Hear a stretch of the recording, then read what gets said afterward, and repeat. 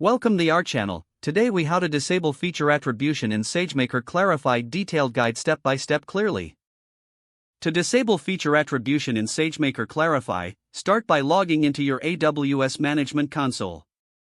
Navigate to the Amazon SageMaker service from the list of available services.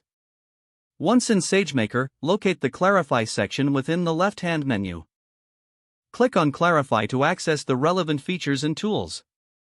Select Feature Attribution from the available options. You will see a list of your existing feature attribution jobs.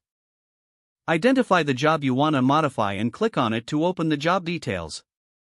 In the Job Details page, look for the settings related to feature attribution. Find the option labeled Feature Attribution Enabled. Toggle this setting to the off position to disable feature attribution. Review any additional settings to ensure they align with your preferences. After making your adjustments, scroll down to the bottom of the page. Click the Save Changes button to apply your modifications.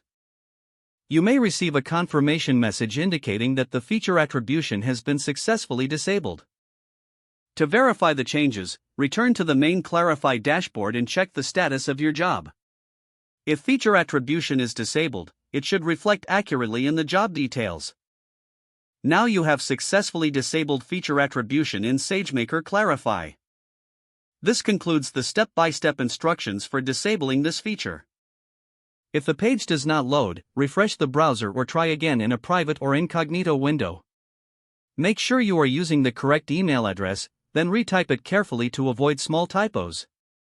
If your password is not accepted, use the reset option and create a new strong password you can remember.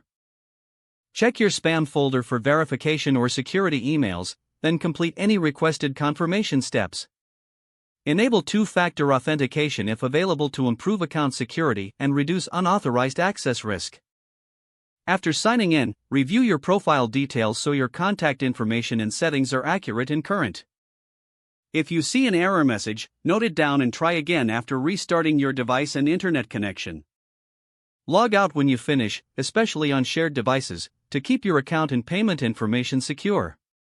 If the page does not load, refresh the browser or try again in a private or incognito window. Make sure you are using the correct email address, then retype it carefully to avoid small typos. If your password is not accepted, use the reset option and create a new strong password you can remember. Don't forget to like this video and subscribe to our channel for more step-by-step tech guides.